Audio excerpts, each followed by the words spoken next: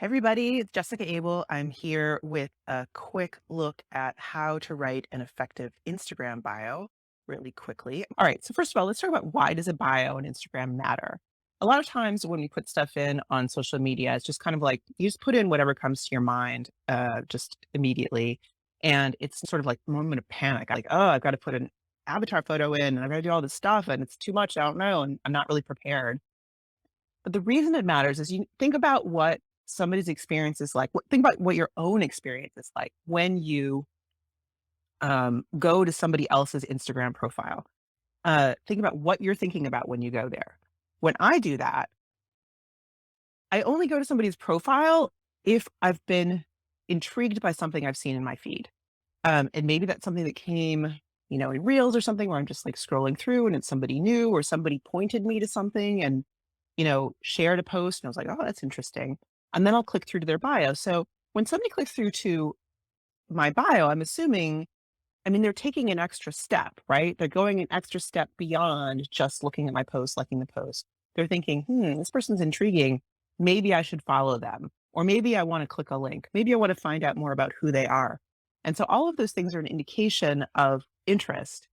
And if you put yourself in that mindset of the people who are um, in that moment of checking your bio,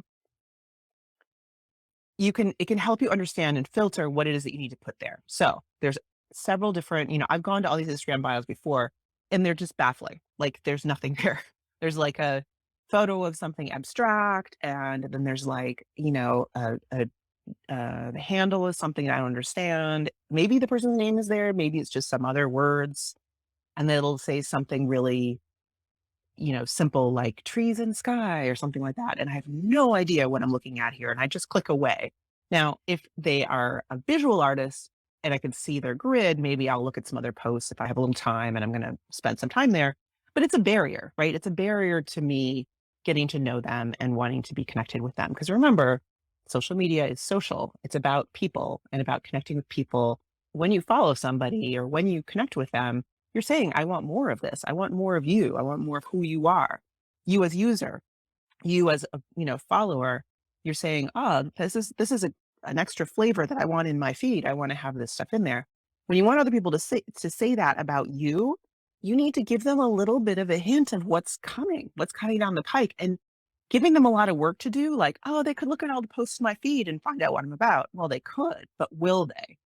You can really help them if you do a little bit of extra upfront work in presenting yourself. So there's a few really specific things. And remember, this is a very short presentation. It's like, I forget the number of characters. It's very short. Um, but it is a really great preparation for saying hello to people, like to introducing yourself to strangers, all those holiday parties that are coming up. Like, how are you going to tell people about your work in a way that will help them get it really quickly? Same thinking, same stuff. So the same thinking in this Instagram bio is going to serve you in your Twitter bio, in your Facebook bio, but also in real life with real people. So let's start there. First of all, your username. Your username is changeable. I just changed mine to Autonomous Creative the other day. My old handle was Visible Woman. My new handle is Autonomous Creative. Well, I made the old handle when I didn't have a company name. And so Autonomous Creative, I've had that company name now for a couple of years. And the idea of autonomy, self-control, control over my life and my own choices is so powerful to me. It's been such an inspiration that I wanted to put that on my profile. And so I changed my name, my profile name. I still have all the same followers, everything else, but I've changed my profile name to reflect what I'm doing. Okay, so that's number one. Number two, use a profile photo. Sorry, people. Use one that shows your face. Like, you guys are here now live. I see there's like at least 20 people here live, which is great. Hello, welcome. I'm so glad you're here. Seeing my face and me talking is a way of really understanding more about me and seeing, is this somebody that I want to hang out with? Um, like it or not, we are social creatures. We are primates. We respond to faces. And so putting a decent photo of yourself where you can clearly be seen as a profile photo, ideally smiling, looking friendly, unless that's totally not your brand and you want to be something else completely, very, very helpful. Okay. So really important to think about that, to consider putting a photo of yourself on your profile as your avatar. Okay, next thing, little Instagram specific tip, the name line on your profile doesn't have to be your name. It can include your name if you want it to, but it also can be something else. It can be, it can describe what you do or what you're focused on. And here's why you would want to do that. That's actually searchable. So if people are searching for something in Instagram, the name line is searchable, and so people would find your work. So if you're like a ceramics artist, for example, you could say, ceramics inspired by nature. Like that could be your name on your Instagram profile. You can get your own name in there later if you want to, but that part is actually searchable. Okay, so Consutera says, what about a drawing of yourself? Drawings of yourself are helpful. They're good because it's if you're an artist, then it's your visual style. But I still think a photo is an improvement over that as far as connecting with people. Again, it's like eyeball to eyeball. I see you, you see me. There's something so primal about that. I don't know why, but it really works. I don't know how much you guys have noticed this, but like if you post in your feed, you post a really great photo of your artwork, a lot of times you get a lot of likes, people respond to it. Post a photo of yourself, your face holding your art, or just a picture of yourself. I mean, those are always like the posts that get the most engagement. It's weird, but true. I don't know how to explain it, and I can't, make an excuse for it. So, um, okay. So name, your name field. Think about your name field. Think about how you're going to use it. What are you going to do with it? Um, Next, in the actual description, the actual bio itself, start with, this is optional because for artists, this doesn't always make sense, but think about starting with something about who your work is for. Who, like, if somebody coming to your profile and looking at it, will they identify themselves? Is it a description that they have for themselves, like that they would call themselves? So I have a thing on my profile that says powerhouse creatives. I think you guys are powerhouse. I hope you think you are too. I hope that you self-identify with that. Maybe it's a wrong note. It's possible, but I'm trying to say, hey, you're who I'm talking to right up front. Now, for artists, writers, it may feel odd to put like, hi reader, like up at the top. You can flip it around, but I feel like it is a powerful idea, a filter to think about is, can you help people self-identify immediately when they get to your profile by putting a line there that has something about that?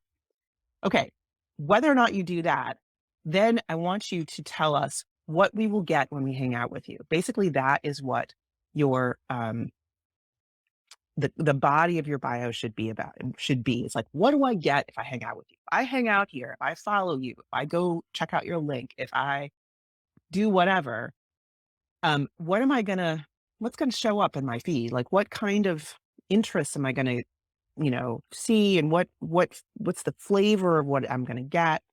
And somehow projecting that in a very few words. And it's more about, it's not so much about, and artists typically fall into this.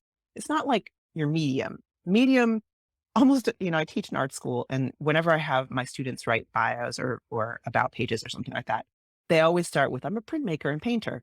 Nobody cares. Like printmakers and painters care. Like other printmakers and painters, they're like, oh, that's interesting. They use this fun technique. But for the most part, people do not care. They care about the content of the work. They care about the tone, the mood. Is it for children? Is it for adults? Is it, funny? Is it moving? Is it mysterious? Give us some textural description of what it is that you do.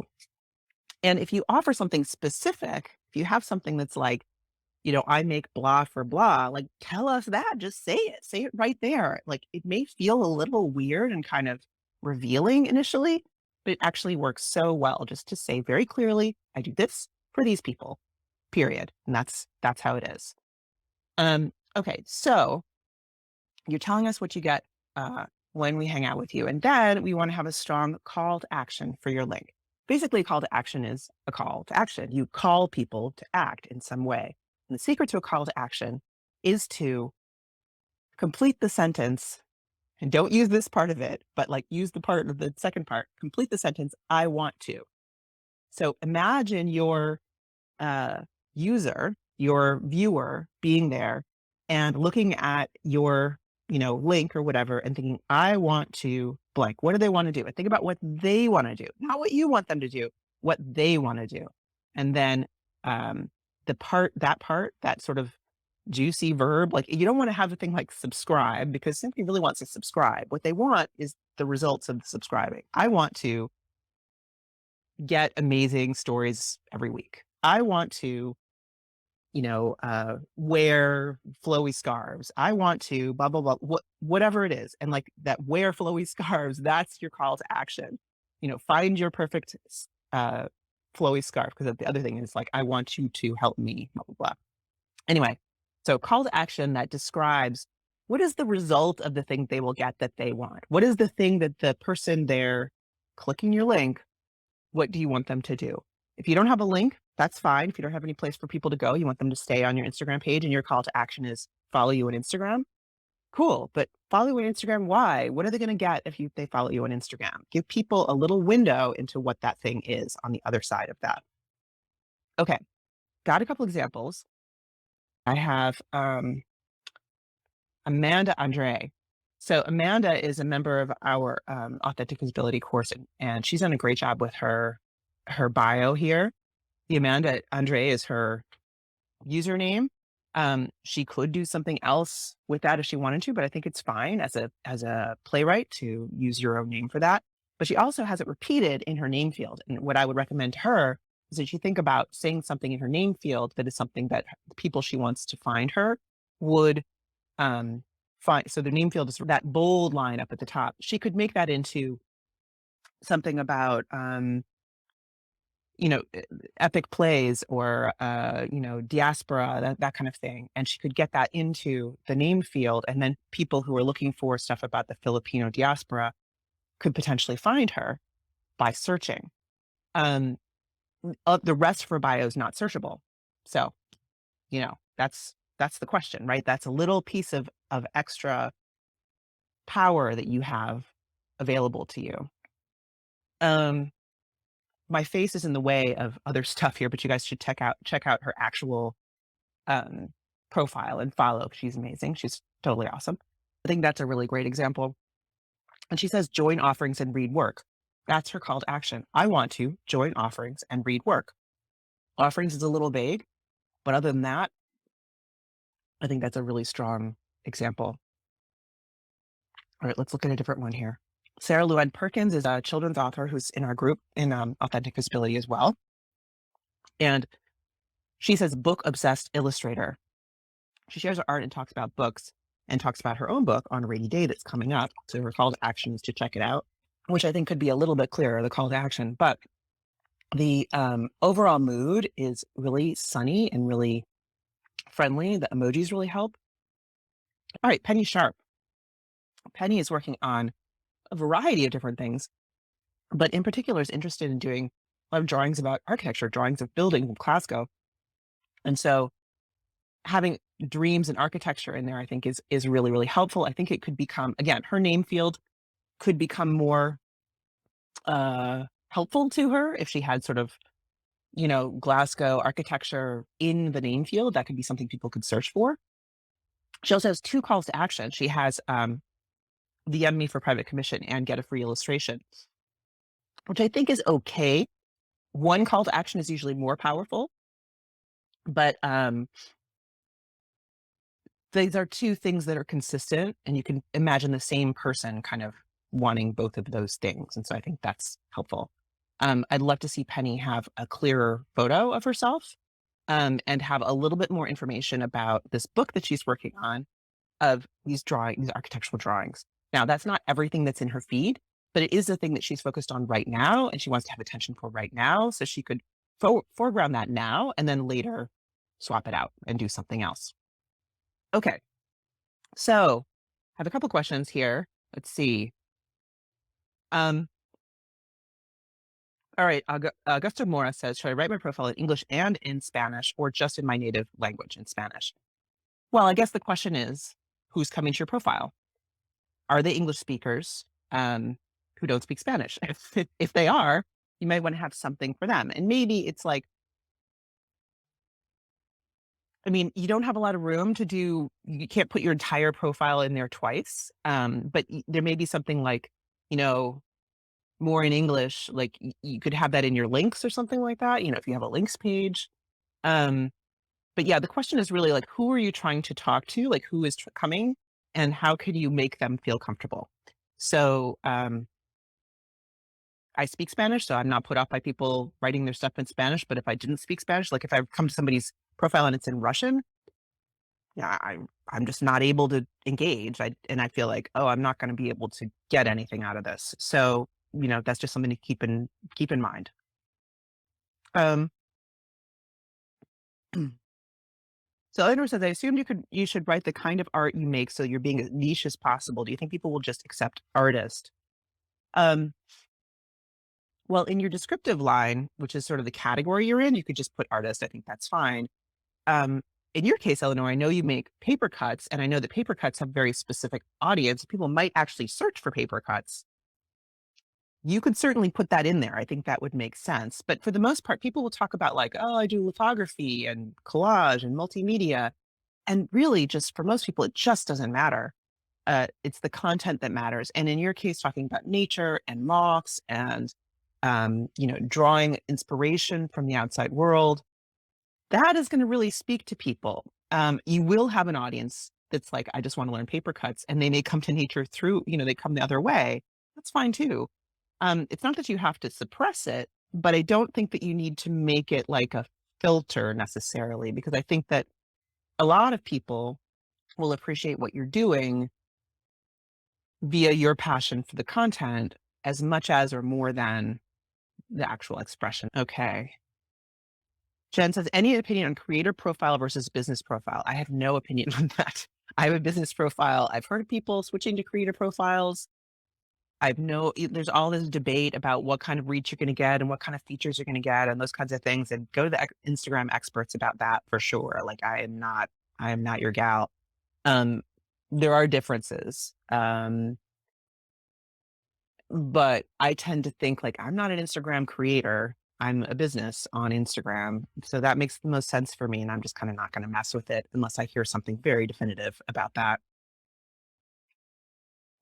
Um, Eleanor, typical problem here. I understand I'm trying to find the extra 7 characters to write something like teacher. Yeah, well, good luck. You're gonna have to just keep tweaking, keep working on the, like massage those words. It's really tough to get the right stuff in there for sure.